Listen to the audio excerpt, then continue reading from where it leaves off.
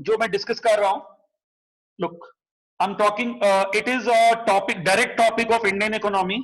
I'm talking about economic reforms. Economic reforms.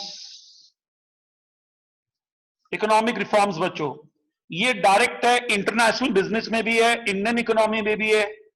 वैसे भी किसी भी बीकॉम 6 सेम के बच्चे को इसका कॉन्सेप्ट क्लियर होना चाहिए। A person must know what is the meaning of economic reforms. देखो बच्चों, ये जो इकोनॉमिक रिफॉर्म्स है इंडिया का, ये 1991 का है। This economic reforms is in 1991। अभी बच्चों जो जो बहुत बहुत इंपॉर्टेंट लग रहा है मैं वो कर रहा हूं। लेट मी टेक दिस, फिर बैंकिंग एंड इंश्योरेंस में भी कुछ और देखेंगे। जो भी कुछ हो पा रहा है बच्चों, अभी कुछ भी चीज दोबारा भी ले सकते हैं, पूरा नहीं हुआ है, बट अभी ये है कि चलो ये आज मेरा माइंडसेट है, ये पढ़ लेते हैं। Everything is in course. ये बच्चों इकोनॉमिक रिफॉर्म्स है और ये मैनी पेपर्स में कवर्ड होता है। एक बीकॉम 6 सेम का जो बीकॉम करके निकल रहा है, a person must know what is economic reforms of 1991। Economic reforms of 1991, ये आपके इंडियन इकोनॉमी में है, इंटरनेशनल बिजनेस में है,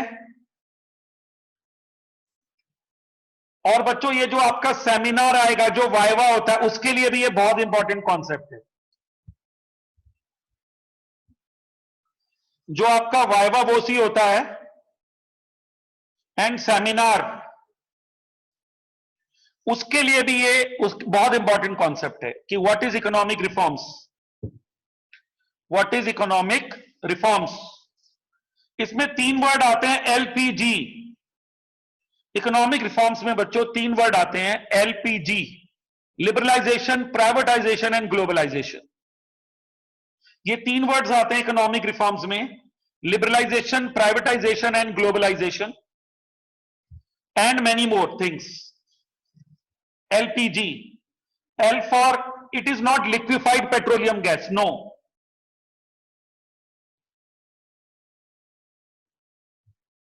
ये बच्चों कोई लिक्विफाइड पेट्रोलियम गैस नहीं है, it is liberalization. P stands for privatization and G for globalization.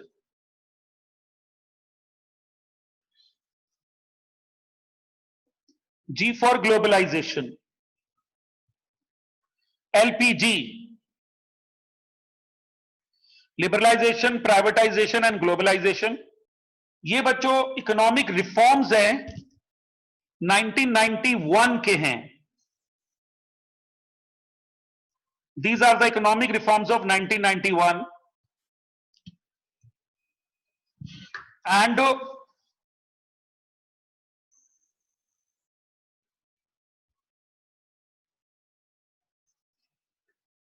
ये बच्चों 1991 में देयर वर इकोनॉमिक क्राइसिस।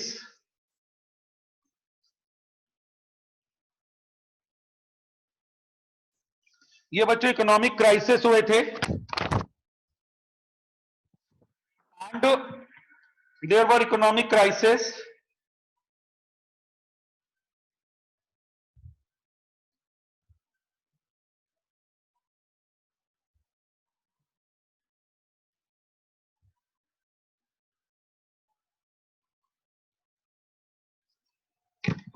अब बच्चों क्या हुआ था इन क्राइसिस में, crisis of foreign exchange.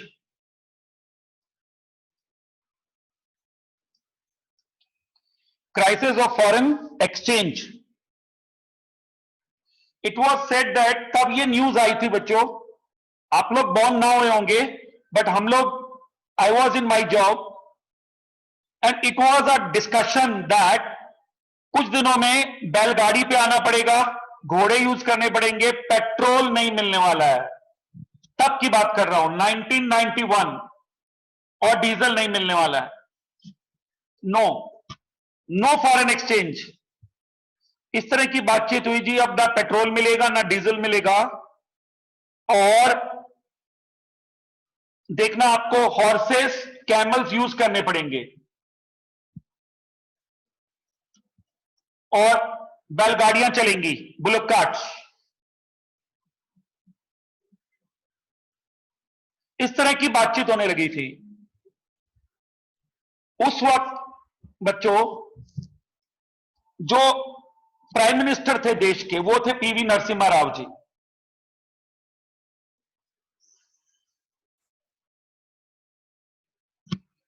Then prime minister वो PV Narasimha Rao.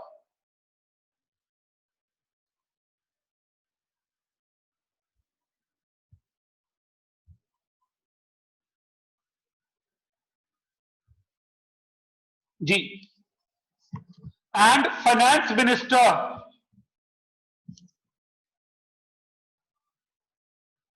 Finance minister थे बच्चों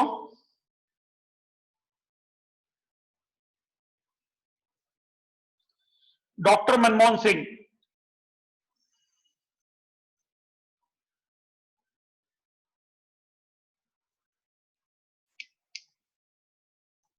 जो फाइनेंस मिनिस्टर थे बच्चों, वो थे डॉक्टर मनमोहन सिंह।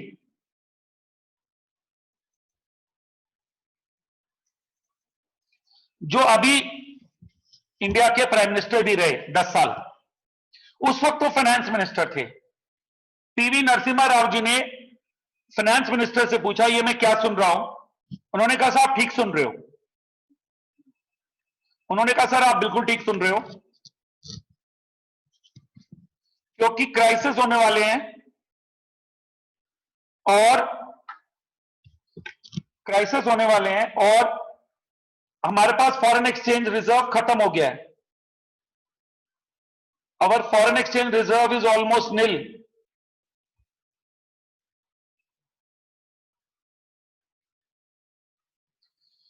तो उन्होंने ये कहा कि सर क्या कर सकते हैं, आप लोगों ने इतना डर गए हो अंग्रेजों के शासन से,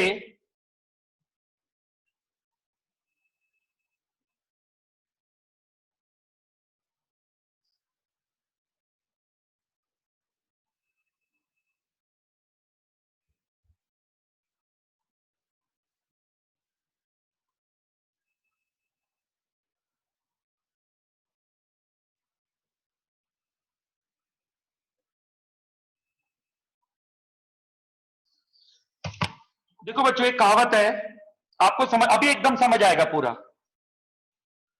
burn child dreads the fire, burn child dreads the fire. दूध का जला हुआ छाछ को भी फूंक मार के पीता है।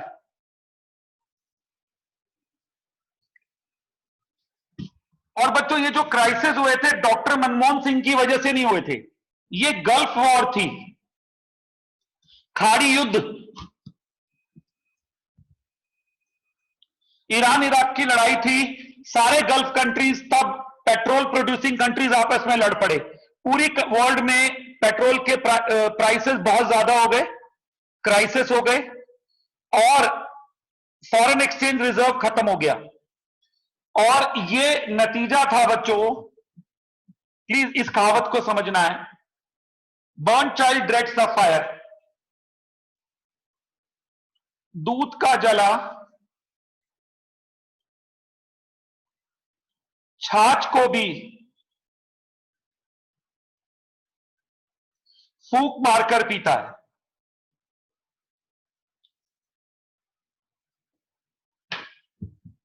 अब बच्चों जब कोई डर जाता है, जब कोई डर जाता है तो वो काम नहीं करता, चाहे उसको नुकसान हो या फायदा हो। नुकसान हो जाए, जरा थोड़ा सा हिंदुस्तान की 2 मिनट के लिए पीछे हिस्ट्री पे चलते हैं। 1947 we got independence from English rule. English लोगों का एक रूल था, अंग्रेजों का डिवाइड एंड रूल। अंग्रेजों का एक पॉलिसी थी डिवाइड एंड रूल।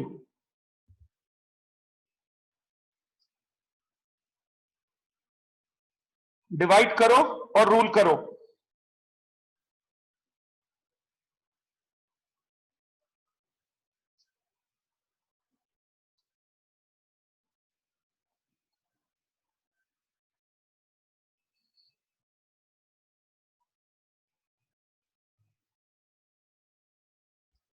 अब बच्चों, अंग्रेजों की यह पॉलिसी थी डिवाइड करो और रूल करो। और इंग्लिश लोग इंडिया में जब आए थे, एक ईस्ट इंडिया कंपनी के थ्रू आए थे। ईस्ट इंडिया कंपनी के थ्रू आए थे अंग्रेज लोग इंडिया में, और ट्रेड के बहाने से आए थे। ये लोग जो इंडिया में आए थे, ट्रेड के बहाने से आए थे। दे केम इन इंडिया कि हम यहां पे बिजनेस करेंगे, हमें आने दो।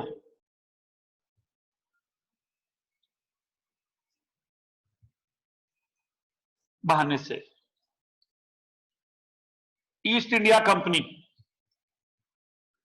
ट्रेड के बहाने से आए थे।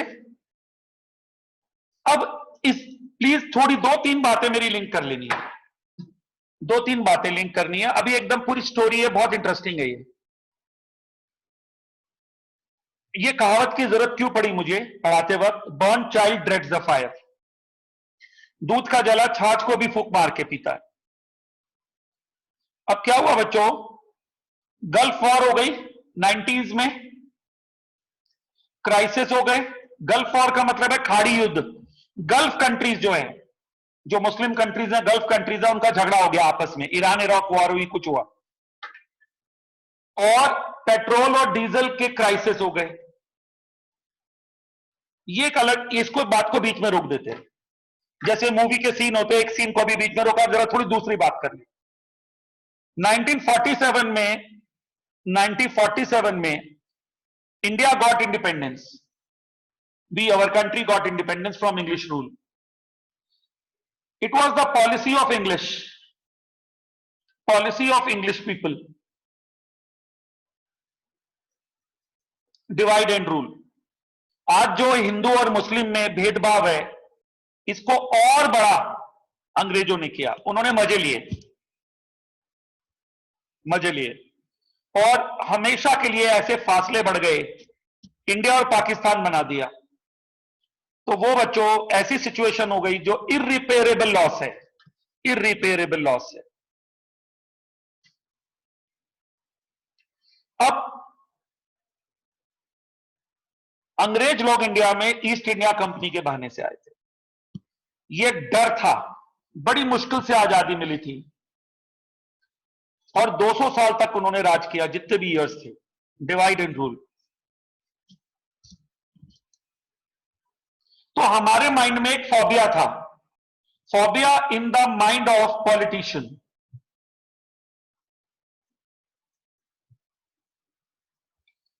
एक फोबिया था, एक खौफ था कि पॉलिटिशियन को डर था। तो वो ये कहते थे, और फिर गांधी जी की आइडियोलॉजी थी, खादी पहनो, दाल रोटी खाओ, सिंपल लिविंग करो, ये सब चलता था। फॉरेन की मोस्ट नेसेसिटी वाली चीजें लो ओनली, बस। सब हमें फॉरेनर्स को इधर अलाउ नहीं करना। No permission to foreigners to come to India for business.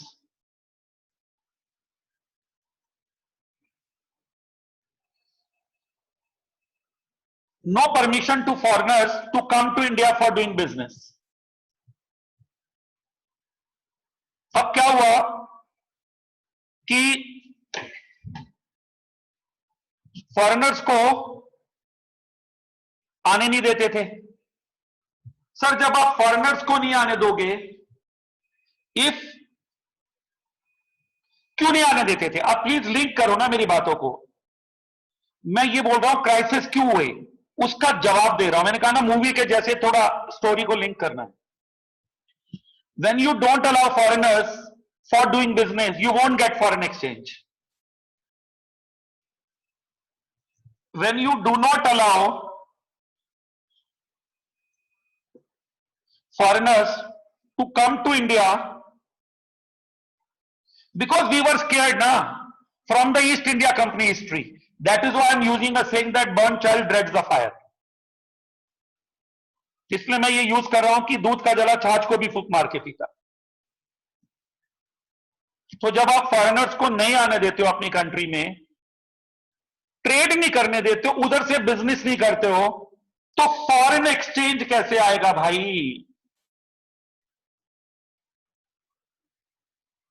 Foreign exchange कैसे आएगा? अब बताओ ना. जब फॉरेन से कुछ उन्हें आने दोगे, कुछ एक्सपोर्ट कुछ है नहीं था, मैक्सिमम फिर हमारा क्या था? ऑयल इंपोर्ट सबसे बड़ा प्रॉब्लम आज भी है. आज भी kitchen gas import, medicine import, और जो हमारा बैलेंस ऑफ ट्रेड है, बैलेंस ऑफ पेमेंट है, करंट अकाउंट है, वो नेगेटिव है. करंट अकाउंट, जो हमारा करंट अकाउंट है, वो नेगेटिव है. वाई? इंपोर्ट ज्यादा, exports come. Our current account is showing a deficit, negative है. अब फॉरेन से इंपोर्ट करने के लिए you need foreign currency. For import you need foreign currency. Foreign से इंपोर्ट करने के लिए फॉरेन करेंसी चाहिए. फॉरेन करेंसी कहां से आएगी? जब आप इंपोर्ट ज्यादा करोगे. एक्सपोर्ट से आती है foreign currency. Export gives foreign currency.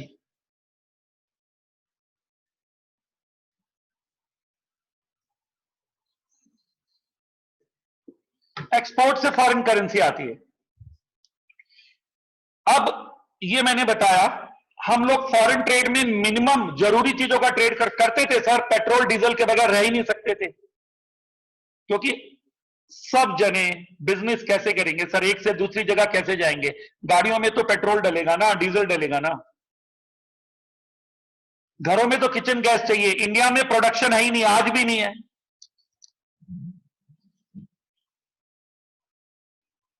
अब बच्चों, उन्होंने ये पूछा कि क्या प्रॉब्लम है. पीवी नरसिम्हा सर ने मनमोहन सिंह जी से पूछा. उन्होंने कहा जी ये हमारी जो आइडियोलॉजी है ये फॉल्टी है. आइडियोलॉजी फॉल्टी है. हमने we have a faulty ideology. हमने अपनी कंट्री में सिर्फ एग्रीकल्चर डोमिनेंट कंट्री है.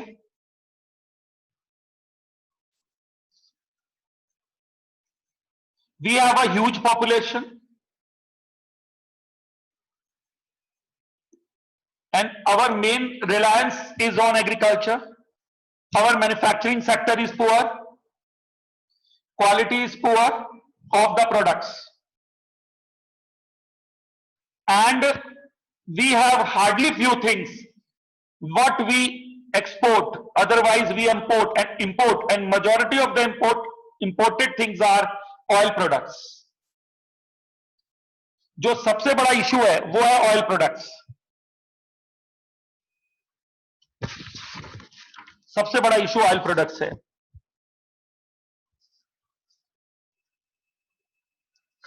अब क्या हो रहा था बच्चों, और अभी और बहुत सारी बातें. तो हमारा फिजिकल जो हमारा जो balance of trade, balance of payment और करंट अकाउंट है, balance of trade, balance of payment and जो करंट अकाउंट है, मेनली करंट अकाउंट है, वो नेगेटिव है. जब हमारा करंट अकाउंट नेगेटिव है मतलब हमें फॉरेन करेंसी आती कम है अंदर कम आती है, जाति ज्यादा है। अंदर कम आती है और जाति ज्यादा है, बाहर ज्यादा जाती है। और सर हम किसी तरह से, और हमारा इसलिए फॉरेन एक्सचेंज रिजर्व अब 3 वीक्स का रह गया है, 3 हफ्ते का। Now we have 3 weeks foreign reserve, foreign exchange reserve. ये हमारी स्थिति है, ये क्राइसिस है। और हम आईएमएफ से, वर्ल्ड बैंक से, इन जो हम जितना मर्जी ले लें, कितना वो कहता है आप अपनी स्थिति आप सोचिए, आपको जब कम पड़े आप पापा से मांगो, तो पापा कभी तो बोलेंगे बेटा आप बड़े हो गए, खुद ही कमाना सीख लो, मैं कब तक दूंगा। तो यहां पर जो आईएमएफ था, इंटरनेशनल मॉनेटरी फंड, या जो और डब्ल्यूटीओ वगैरह था, world trade organization, main foreign exchange के लिए we used to go to IMF. Already हम बहुत लोन ले चुके थे, तो वो कहते थे आप अपनी पोजीशन सुधारो, conservatism. There is a word called conservatism, पुराने ख्यालात।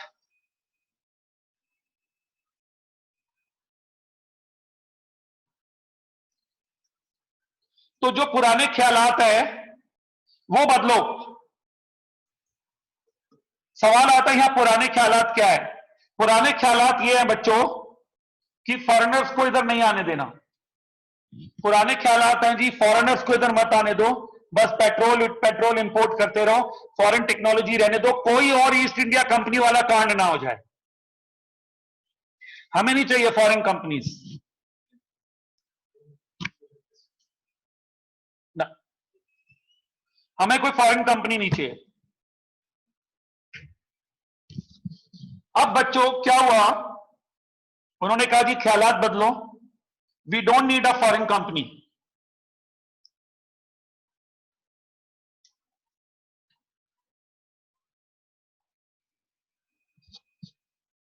अब बच्चों यहां पर यह स्थिति आई, तो उन्होंने कहा कि, और सर मैं आपको बता देता हूं, ज्यादातर आपके देश में एक प्रॉब्लम नहीं है, आपके देश में एक बीमारी नहीं है, वो तो इतने बड़े इकोनॉमिस्ट हैं।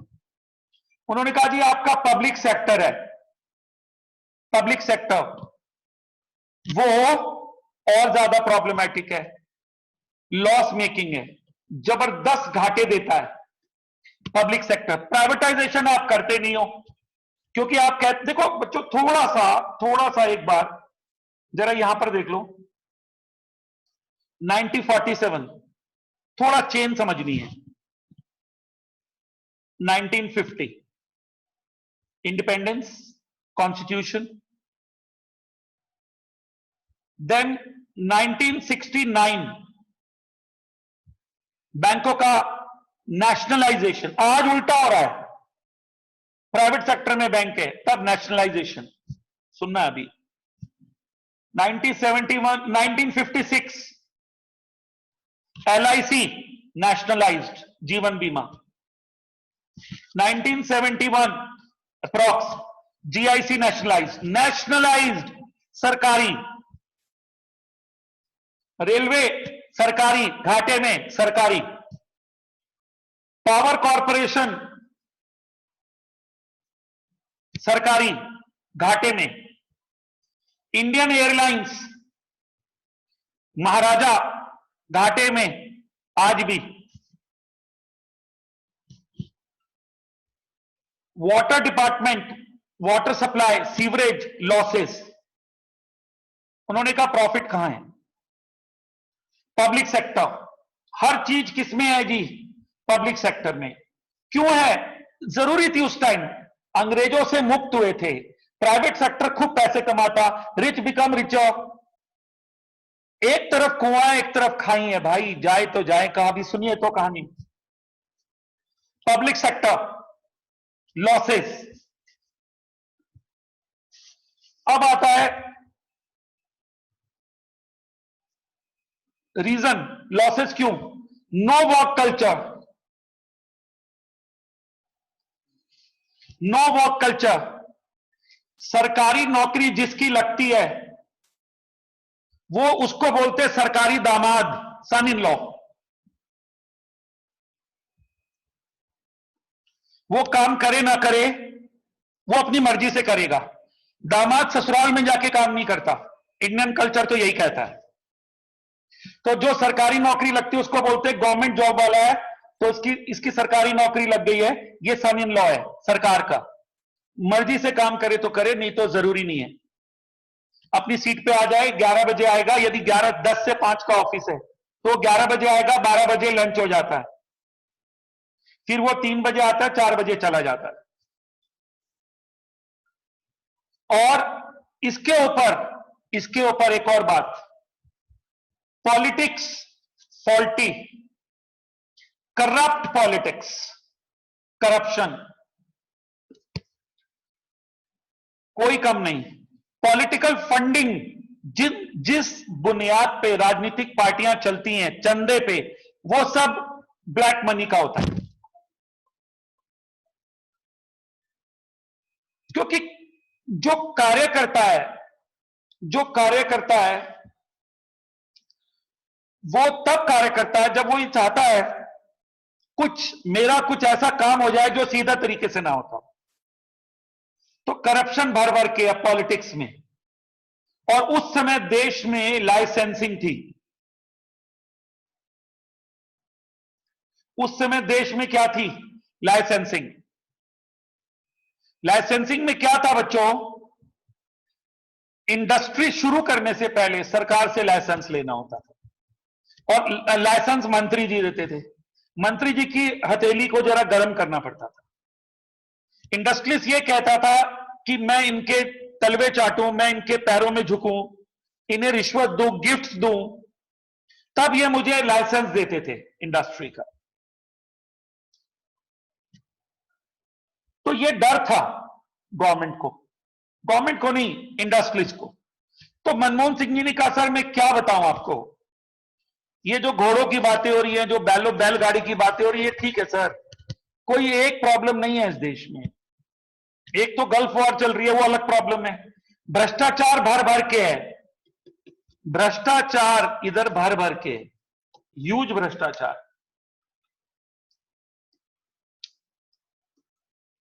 करप्शन। तो उन्होंने कहा कि कैसे होगा सर, क्या क्या ठीक करूं इस मामले में सर। और मनमोहन सिंह जी ने कहा सर मुझे देखिए बच्चों, एक और चीज बता रहा हूं, यदि किसी घर में कोई प्रॉब्लम है अचानक, और उस घर में अचानक प्रॉब्लम में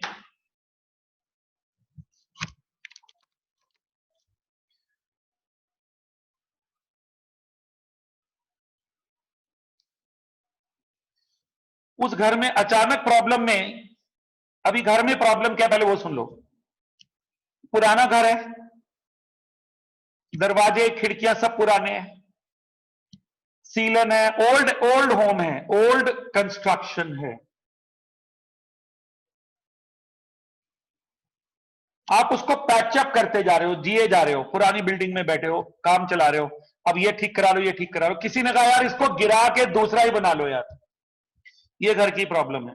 उन्होंने कहा साहब ये अभी तक हम क्या करते आ रहे हैं, हर थोड़े साल के बाद, ये 1991 से पहले की बात कर रहा हूं, जब भी हम कभी वर्ल्ड बैंक पे चले जाते, कभी IMF पे चले जाते,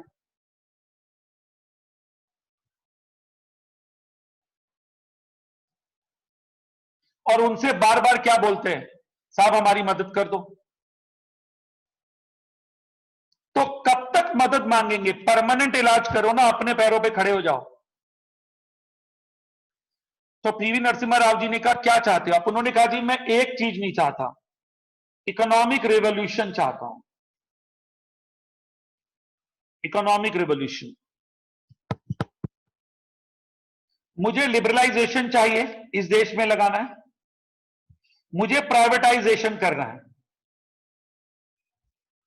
मुझे लिबरलाइजेशन करना है, मुझे प्राइवेटाइजेशन करना है, मुझे ग्लोबलाइजेशन करना है।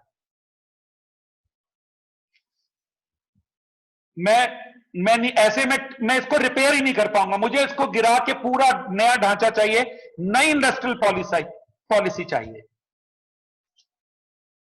उन्होंने कहा नुकसान क्या होगा, फिर कोई ईस्ट इंडिया कंपनी आ जाएगी। उन्होंने कहा कोई नहीं आएगी। अब यूएनओ इतना स्ट्रांग है और इंडिया एक इंडिपेंडेंट कंट्री है।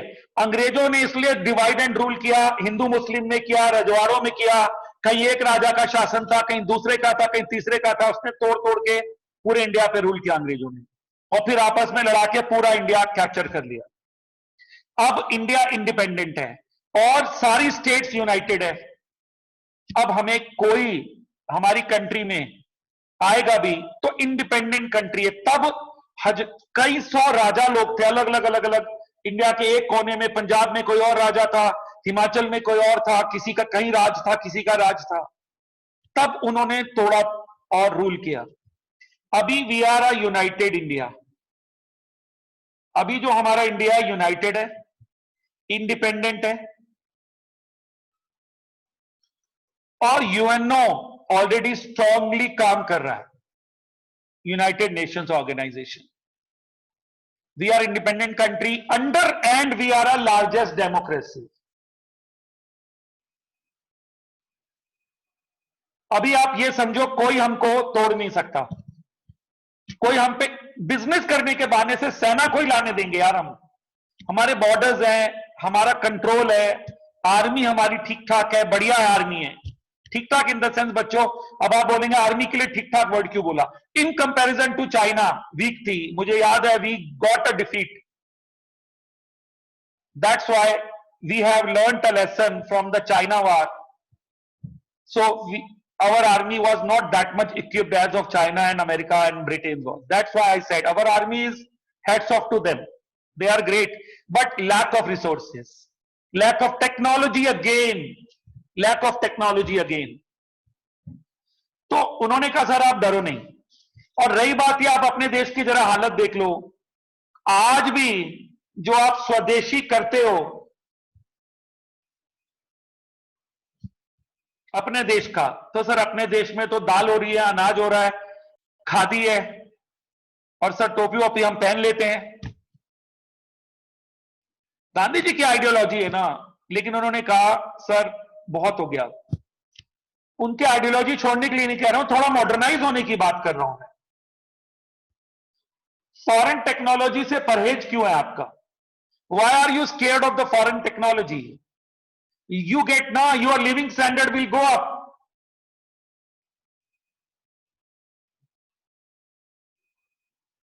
ये सब बातें उन्होंने कन्विंस करी।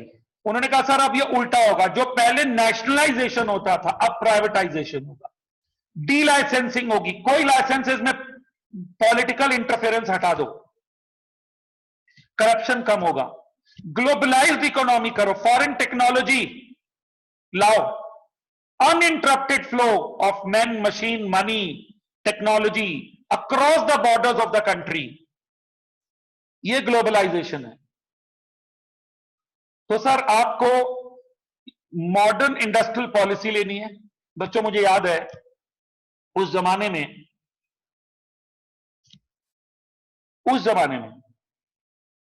कारें दो होती थी, एम्बेसडर एंड फिएट। बस बच्चों दो कारें होती थी इंडियन मेड, और ये कारें भी ऐसी होती थी हफ्ते भर 10 दिन ना चलाओ तो बैटरी डाउन हो जाती थी। आप एक्टिवा को तो किक मार लोगे, कार में कौन सी किक होती है? टेलीफोन का ये हाल था, 20 साल की वेटिंग टेलीफोन में, 15 साल, मिनट नहीं, मंथ भी नहीं, 15 इयर्स वेटिंग टेलीफोन में। टीवी शाम को 2 घंटे आता था, शुरू ही हुआ था तब, 2 आवर्स। लोग कृषि दर्शन भी ऐसे देखते थे, ऐसे बैठ के, आ रही भाई बहुत बढ़िया चीज आ रही, कृषि दर्शन। सर इंडियन टेक्नोलॉजी, कोई चीज आज भी आप मुझे बता दो इंडियन क्या है? ये मोबाइल, ये लैपटॉप्स, कुछ भी, ये गाड़ियां, ये टेक्नोलॉजी, जो लग्जरी, और ये जो खाने पीने के जो मैगडी, ये सब सर कहां इंडियंस हैं सर? कुछ भी इंडियंस नहीं है, सब फॉरेन का है। आज भी, और तब था ही नहीं ना, तो तब living standard was very low. एक बजाज स्कूटर होता था, वो बच्चों बस वही चलता था। फिएट और एम्बेसडर कार होती थी, वो बजाज स्कूटर गियर वाला होता था, टक टक, और वो भी तिरछा करके स्टार्ट होता था। सर ऐसा ऐसा देखा मैंने, कहा ना कारें ऐसी होती थी 10 दिन ना चलाओ तो सर वो स्टार्ट ही नहीं होती थी, फिर बैटरी डाउन हो जाती थी उनकी खड़े खड़े ही। मसूरी तक जाते थे तो टोल पे बीच में रास्ते में रोक के पानी डालना पड़ता था रेडिएटर में। 15 साल की वेटिंग टेलीफोन में, बुक करा दो आ जाएगा। टेलीफोन किसी के घर लगता था तो लोग पीपी नंबर देते थे, पड़ोसी का नंबर, कि सब वो हमें बुलाते फिर हम कॉल करते। कॉल करनी होती थी जिसको हम ट्रंक कॉल बोलते थे। मुझे जालंधर अपनी मासी के यहां फोन करना है तो देहरादून से जालंधर फोन जा रहा, बीच में अंबाला वाला लिंक करता था। हाँ जी मुझे जालंधर बात करनी है, ठीक है साहब बुक करा दो, आधे घंटे में नंबर आएगा। जालंधर एसटीडी। फिर बीच में वो कान में लगा के सुनता रहता था मैं क्या बात कर रहा हूं अपने परिवार वालों से। फिर बोलता हाँ जी बात हो गई, 3 मिनट हो गए जी, इतने पैसे हो गए आपके, अच्छे जी। और थोड़ा सा मैं यहां पर बता दूं, 1984-85 में एक हिम्मत करके संजय गांधी जी मारुति लाए थे, एक सेटअप किया था। ये मैं एक थोड़ी सी बात बताना चाहता हूं। मारुति सुजुकी, तब ये इंडिया में आ गई थी, मारुति 800 का जमाना था। सिर्फ एक ये चीज तब हुई थी, वो भी बड़ी मुश्किल से संजय गांधी लड़ झगड़ के लेके आए थे इसको, मारुति को, क्योंकि पॉलिटिक्स में संजय गांधी थे, राजीव गांधी नहीं। राजीव गांधी जी बाद में आए। अब आप ये देखो बच्चों कि कैसे देश की बात कर रहा हूं मैं, और वो भी 1991 में। टेलीफोन लाइन नहीं मिलती, नहीं है जी, टेलीफोन बुक करा दो जितने मर्जी, 1-1 लाख 1.5-1.5 लाख की ब्लैक होती थी टेलीफोन, 40,000 50,000। मारुति कार आई थी, बुकिंग होती थी उसकी भी कई कई साल की। एसटीडी करने के लिए पीसीओज आए थे, तब पीसीओज आए थे, लोग फोन करने, एक पीले पीले डब्बे होते थे, पीसीओज होता था, एसटीडी फोन आते थे। इस तरह के देश में क्या क्या ठीक करोगे भाई। उन्होंने कहा साहब डरते क्यों हो आप इतना। उन्होंने कहा डरते क्यों इतना। सर कोई नहीं आ रहा, आप मुझे मुझे छूट दो, मैं आपका, मेरे पास आइडिया है। Because he was a successful economist, RBI का governor, he was a senior professor, he was given power, and that was the economic revolution started.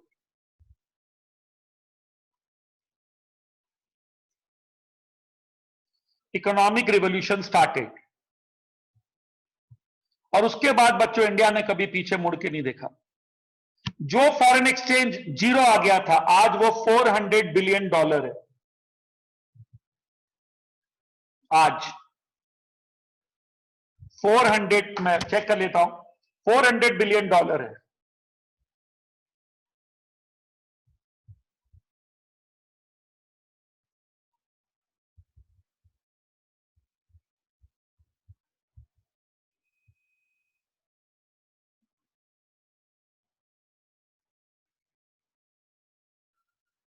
$475 billion है आज फॉरेन एक्सचेंज रिजर्व।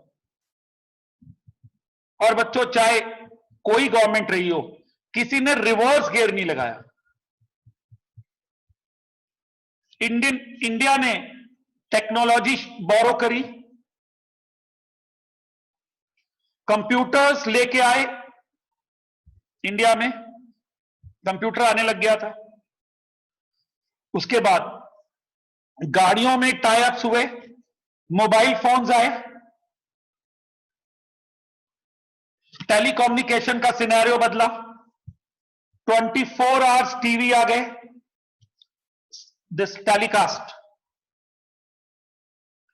एक से बढ़ के एक कार्स आ गई, फॉरेन टाइप्स, बैंकों का प्राइवेटाइजेशन हो गया,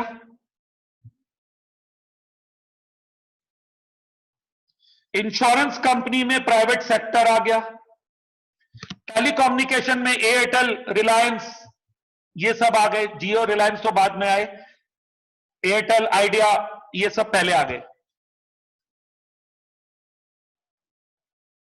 प्राइवेट एयरलाइंस आ गई, फॉरेन ईटिंग जॉइंट्स आ गए, ये जो मैकडी वगैरह है, और केएफसी, पिज्जा हट, डोमिनोज, सब फॉरेन के हैं सर। सर रेसिपीज भी फॉरेन की हैं। Pepsi, Coke, Coca Cola, aerated drinks, ये सब आ गए।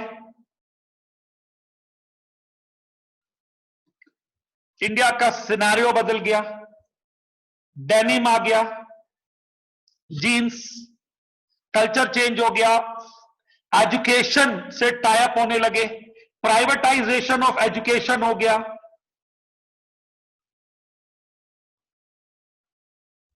और सबसे मेन डी लाइसेंसिंग हो गई, सबसे बड़ा काम। नो फॉरेन इंटरफेरेंस, बस एनवायरमेंट के रूल फॉलो करो और easy to do business, ease of doing business, जिसमें इंडिया की रैंकिंग अच्छी होने लग गई।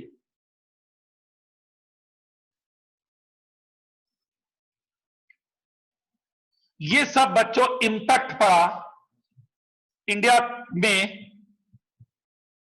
इकोनॉमिक रिफॉर्म्स का। Privatization, globalization, liberalization, LPG,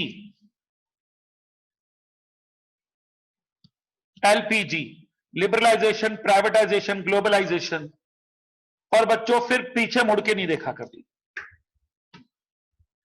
foreign technology आई, क्वालिटी ऑफ लाइफ बढ़ा। आज आप अपने को देखो, अपने पेरेंट्स को देखो, अपना लिविंग स्टैंडर्ड देखो, शहरों में बहुत बेहतर हुआ, गांव में भी हुआ।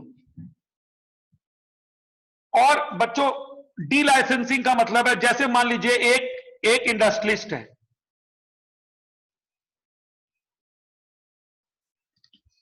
वो ऑलरेडी उस पर पैसा है, वो और इंडस्ट्री लगाना चाहता है, तो पहले उसको एक लाइसेंस लेना होता था। हर इंडस्ट्री पे एक लाइसेंस था कि ये इंडस्ट्री है, इसको लाइसेंस लो जी, पहले तब लगेगी इंडस्ट्री। अब सर वो फाइल मंत्री जी रोक लेते थे। मंत्री जी कहते थे जी इसमें ये ऑब्जेक्शन है, इसमें ये ऑब्जेक्शन है, इसे ठीक करके लाओ, इसे ठीक करके लाओ। तो जो इंडस्ट्रियलिस्ट था वो, उसको पॉलिटिशियन के आगे हाथ जोड़ने होते थे कि सर मेरी फाइल है, इसको कर दो, मैं इंडस्ट्री लगा लूंगा, लोगों को रोजगार मिलेगा, मैं इंडस्ट्री लगाऊंगा, लोगों को रोजगार मिलेगा। तो पॉलिटिशियन एकदम चौड़ में रहता था कि इंडस्ट्रीज देखो मेरे आगे पीछे घूम रहा है। इंटरफेरेंस थी उसकी, जबरदस्त पावर भी थी। ये लाइसेंस उन्होंने कहा जी मंत्री को साइन करने की जरूरत नहीं है, तेरे को इंडस्ट्री लगानी है लगा, एनवायरमेंट के लॉज को प्रोटेक्ट कर, स्टेट गवर्नमेंट के रूल फॉलो कर, मंत्रियों के चक्कर काटने की जरूरत नहीं है। ये डी लाइसेंसिंग। और लाइसेंस रिजर्व कर दिया कुछ ही सेक्टर्स में, जैसे डिफेंस है, आर्म्स एमुनिशन है, वाइन है, लीकर है, फार्मास्यूटिकल्स है, ऐसे कुछ वैसी वाली चीजें, वेलफेयर या नेशनल सिक्योरिटी वाली। तो ये डी लाइसेंसिंग है, ये सबसे बड़ा स्टेप है। अभी बहुत सारी बातें इसमें। तो ये बच्चों लिबरलाइजेशन हुआ और इकोनॉमिक रिफॉर्म्स आए। इकोनॉमिक रिफॉर्म्स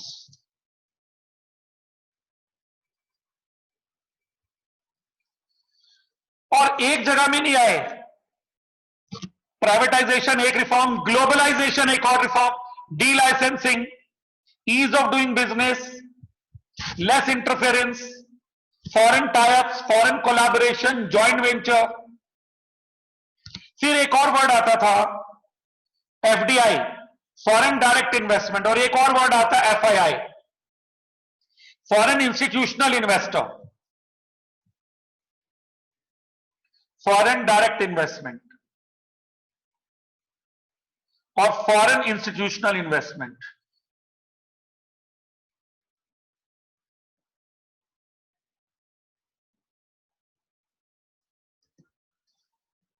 इसमें फॉरेनर्स तब इंडिया में आना चाहते थे, वो कहते थे हमें मोर देन 51% कैपिटल हम लगाएंगे, more than 51% capital V want. अब कोई कहेगा सर ये इससे क्या फर्क पड़ता है, 51 से क्या फर्क पड़ता है? बहुत फर्क पड़ता है, बता रहा हूं मैं क्या फर्क पड़ता है। वो ये कहते थे मेजॉरिटी विंस, कंपनी हम लगाएंगे इंडिया में और हमारे पास जो कैपिटल होगी वो 51% होगी, और बीओडी में, board of directors of a company में हमारे डायरेक्टर्स होंगे मेजॉरिटी में, बीओडी में हमारे डायरेक्टर्स होंगे मेजॉरिटी में, our directors in majority, board of directors।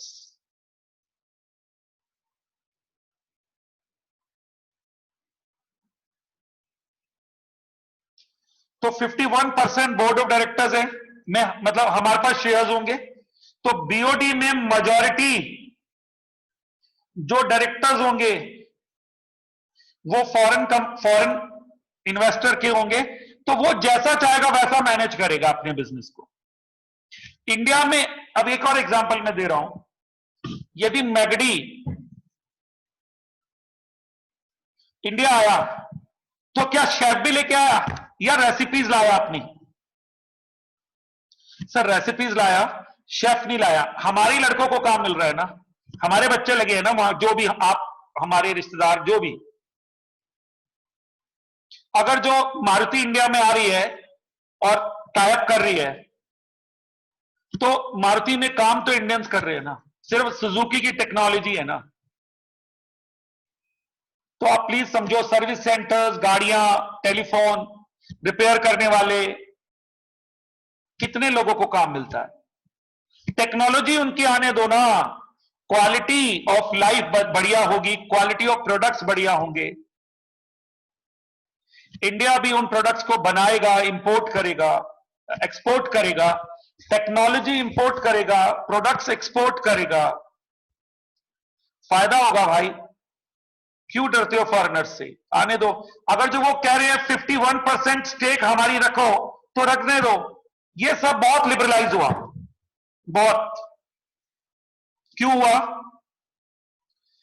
क्योंकि बच्चों ये जो 51% स्टेक है इससे कंट्रोल उनका रहेगा, कंपनी इंडिया में काम करेगी, प्रोडक्शन इंडिया में करेगी, मगर बोर्ड ऑफ डायरेक्टर्स में मेजॉरिटी फॉरेनर वाले होंगे। होने दो, पैसा इंडिया में लाएंगे।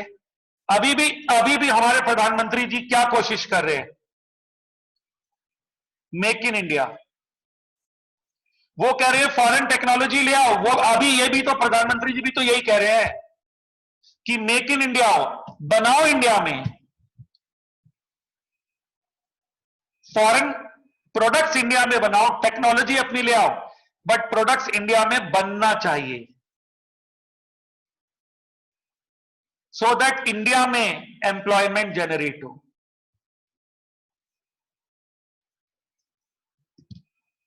ये बच्चों एक इकोनॉमिक रिफॉर्म्स का एक ऐसा बातें है जिसने इस देश की सूरत बदल दी। आज आपका ये जो आप लोग का, जो आप जिस तरीके से आप अपने को रखते हो बढ़िया तरीके से, modern means well hygienic conditions, good living standard, vehicles, Activa Activa सब गर्ल्स की फर्स्ट चॉइस है। अब तो कॉमन ही हो गया, सब मेल फीमेल सब ऐसे गियरलेस स्कूटर चलाने लगे।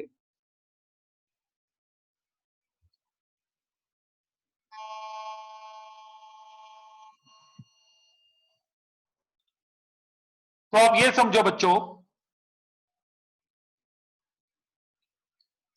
होंडा होंडा का प्रोडक्ट है Activa. Honda is a Japanese product. Suzuki is a Japanese product. Maruti is a Japanese product, Japanese technology. आप सोचिए किस तरीके से ये हमारे सिनारियो बदल रहा है पूरे देश का। ये सब फॉरेन टाइप्स हैं, उन्हें हम परमिशन दे रहे हैं, वो लोग इधर आ रहे हैं, इधर हमारे बच्चों को, हमारे युवाओं को रोजगार मिल रहा है, वो अपना पैसा लगाते हैं और टेक्नोलॉजी लाते हैं, प्रोडक्शन इंडिया में करते हैं, प्रॉफिट ले जाते हैं बाहर कमाकर। लेकिन इंडिया के लोगों को एम्प्लॉयमेंट देते हैं। ये इकोनॉमिक रिफॉर्म्स का एक ऐसा प्रोसेस है जो आज तक थमा नहीं, चले जा रहा है। कल इस पे और बच्चों कुछ बताऊंगा, आज रोकना पड़ेगा टाइम का।